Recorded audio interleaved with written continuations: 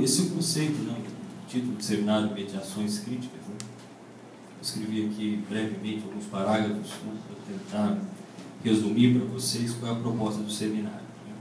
Então, o conceito de mediação, ele tornou-se corrente nos estudos de comunicação na América Latina no final da década de 1980, com a publicação da obra de Martim Barbeiro, Dos Meios às Mediações. Reivindicou-se nela o deslocamento do espaço de interesse das mídias para o lugar onde o sentido é produzido, nos movimentos e reverberações do cotidiano, em que os textos midiáticos são apropriados, usados e transformados por espectadores, leitores, ouvintes, imersos em diversas instâncias de sociabilidade, o bairro, associações, núcleos familiares, etc., que também são vistos como ambientes mediadores.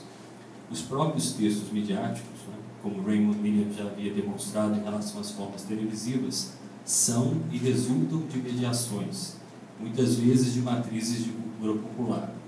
Daí ser possível, segundo Martim Barbeiro, interpelar o popular através do massivo, uma vez que este não é a aniquilação daquele. O massivo foi gerado lentamente a partir do popular. Destaco aqui 4 correntes e ou noções principais que contribuíram para o pensamento de Martim Barbeiro neste livro. A microhistória, notadamente o estudo de Carlo Ginzburg sobre o moleiro italiano condenado à morte pela Inquisição no século XVI, ao propor, a partir de uma leitura desviada, a expressão do próprio Ginzburg, né, uma cosmogonia própria, em que a vida na Terra teria sido autogerada. Seu livro Queijo e os Vermes, que ele faz uma longa paráfrase. A noção de tática, no segundo ponto, né, em Invenção do Cotidiano, de Michel de Certeau. O terceiro ponto, os estudos da teoria literária acerca do leitor, que apontam um caráter desiderativo, abusivo e, portanto, essencialmente transformativo da recepção. E, por último, né, eu destacaria os aspectos dissonantes de Walter Benjamin em relação à escola de Frankfurt, ou melhor, a ótima leitura que Martim Barbeiro produz de Benjamin, como pioneiro a vislumbrar as mediações, uma vez que para ele, para Benjamin, não era possível entender o que se passa culturalmente com as massas sem considerar a sua experiência. No início deste século, Roger Silverstone abriu outra perspectiva acerca das mediações, enfatizando, ainda uma vez, seu caráter transformativo e múltiplo, que, segundo ele, seria importante para os estudos da comunicação, tendo em vista a economia interativa das redes sociais, a que Martim Barbeiro se refere hoje como fala social ampliada. Para Silverstone, a mediação é dialética, pois envolve, além dos meios, o engajamento contínuo e criativo que as audiências possuem com textos midiáticos, mas ela é também assimétrica. Ela é desigual porque o poder de trabalhar com ou contra os significados dominantes produzidos pela mídia é distribuído desproporcionalmente dentro das sociedades e entre diferentes sociedades. A questão mais importante que Silverstone coloca refere-se justamente à atividade do público.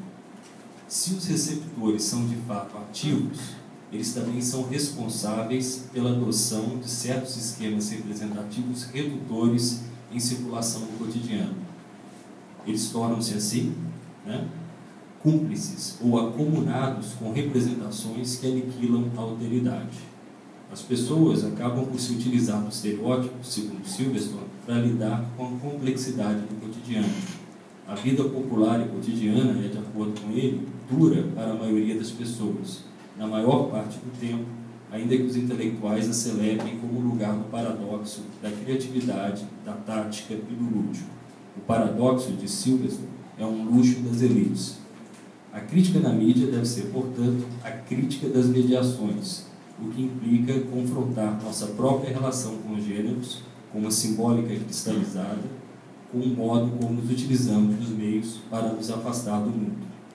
De modo resumido, esses são 2 pensamentos centrais para a atual pesquisa do grupo Mídia Narrativa, agora em parceria com o Mediato. Martim Barbeiro coloca suas fichas na mestiçagem da América Latina.